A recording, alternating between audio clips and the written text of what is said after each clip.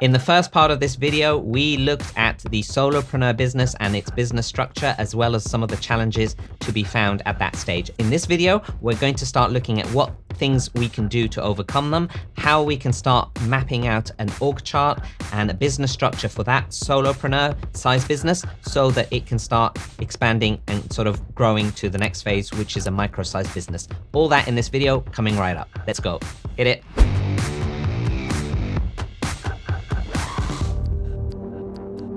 So as we mentioned in the first video, we had a look at some of those challenges for a solopreneur size business. Let's have a look at how we can go about sort of overcoming these challenges so that we can grow.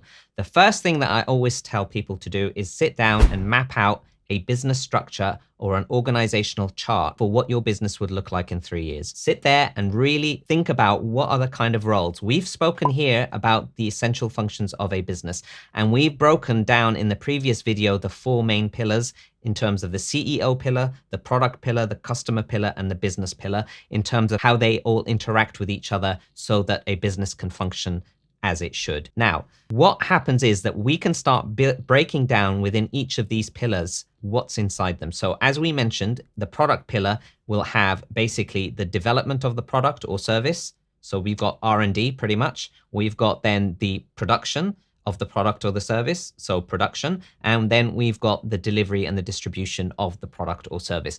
And these potentially can be 3 main roles or functions that you have. Later on, as the organization will grow and we'll see, these can actually be departments in their own right. But for now, we can say these are potential roles that the business will actually grow into and hire out for. So I might potentially start saying, here's my product unit, and here are the people that will be in this kind of unit. And for now, I'm just going to put my name down because I'm wearing the hat of all of these people until I can fill those roles by somebody else. And you do the same for the customer pillar. So within the customer pillar, we've got the marketing, where we've got the sort of the attraction of the brand, as well as the awareness, as well as making sure people get attracted to your product or service, marketing. Then we've got the conversion side, where you're actually converting the marketing information to sales. So you've got the sales, and then you've got the after sales side. And then you would basically sit down and say, well, what's most important in my business? What is it that I need to focus on? Am I focusing on the marketing side? Do we combine the marketing and the sales together, or do we actually start looking at the after sales as a separate unit, because this is something that's going to be really vital in terms of giving our customers the amazing experience we promise them? There's no one size fits all here, because every business is going to be different and the focus is going to be different. And you will see what I mean when we start looking at the CEO pillar. But I'm starting with the product, customer, and business pillar first, and we're going to move up to your real job and your real role when we get to the CEO pillar. So let's have a look at the business pillar in terms of what it will have inside it. So in there, you're going to have the basically operations and systems in terms of how to actually get the right systems and processes in place inside the business. We're going to be looking at the legal structure. We're going to be looking at IT. We're going to be looking at business intelligence. We're going to be looking at accounts and finance.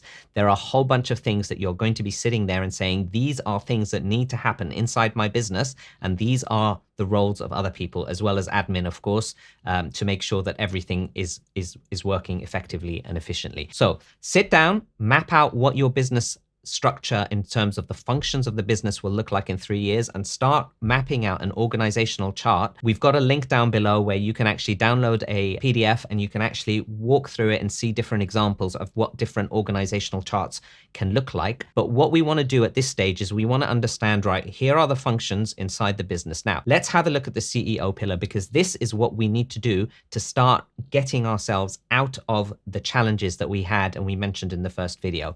And that is essentially working on mindset initially and making sure that we understand what the role of a CEO actually is. I've got a video up here that talks about the role of the CEO.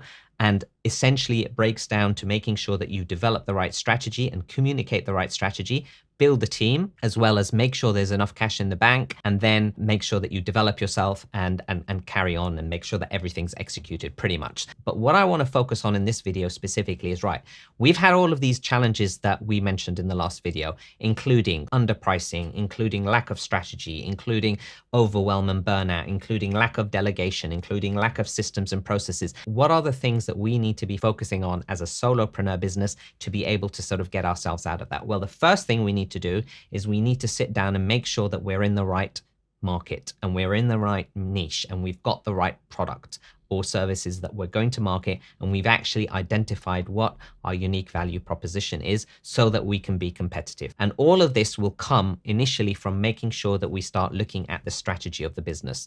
Now, when I talk about strategy, I am not talking about let's put down some goals for the next few years. I'm talking about what is the end destination that we want this business to achieve over the next 5 years or 3 years, and working backwards and saying what kind of obstacles are we going to get in our way and what are we going to do to navigate through these obstacles, and what kind of tactics are we going to use to make sure that everything is coherent and everything is merged together and actually makes sense, and we're focused on one particular destination and we're all heading there. So once you've established that strategy and begun to understand how you're going to stand out in the marketplace, what your unique value proposition is, what market niche you're going to be targeting in terms of like what is your market segment. I've got a video about it here in terms of how you sort of identify your market segment and what the difference is between that and actually just what focusing on an avatar, because avatars are all good for market messaging, but they're not necessarily where you should be starting on when you're developing your business model. So really beginning to start looking at your business model, testing your business model and making sure that this business model actually is quite sound.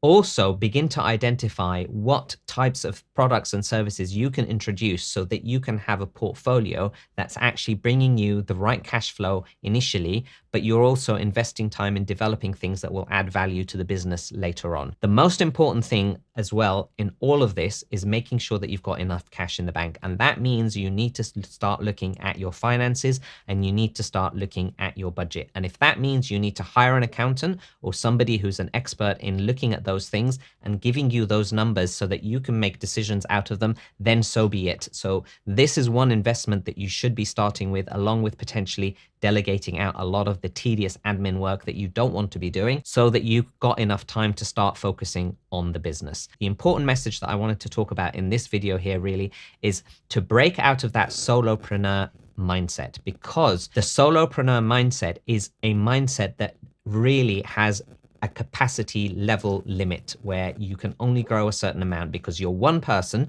and no matter how amazing you are, I know you're amazing, but no matter how amazing you are, you will hit a ceiling and you will hit a limit. And there are multiple functions here. No wonder you see businesses hiring 20, 50, hundreds, thousands of people to do particular functions that you are trying to do yourself. How can you ever compete with that, and how are you going to do that in a way just by yourself? It's impossible. It really is. And getting yourself out of that solopreneur mindset and understanding that you need to start working on your business and understanding that the roles that you're doing at the moment are not your roles all the time. You're wearing the hat of a marketing person on some days, you're wearing the hat of a salesperson on another day, you're wearing the hat of a sort of an admin person, whoever you need to be. Draw out that sort of organizational chart and it will become very clear to you that you need to start filling in these roles so that you don't overwhelm yourself and you don't head for burnout. But also start with strategy. It really is that important. Make sure that your strategy looks at your business over the next 3 to 5 years and make sure that you understand how you're going to be competitive and what your unique value proposition is, and don't let anything else get in your way. So those are the things that you need to really start looking at so that you can then graduate to the micro business level. And in the next video, we're going to be looking at the micro business and looking at the business structure for a micro business, what the challenges are and what we actually need to do to overcome them, as well as what an organizational structure looks like for that potential business, and how do we grow to the next level after that. And if you haven't liked and subscribed yet, please do so that you can stay informed of future videos. And if you're finding value, please make sure that you like and subscribe. Also, I'd like you to put down in the comments below what stage is your business in at the moment and what challenges are you facing. If you mention these challenges, I'll try and put them in future videos so that we can address how we can actually tackle them and help you. All that and a whole bunch more coming in the next video. See you next time. The structure, the business, and all of that. And so that is, I can't even talk. I'm struggling. It's late.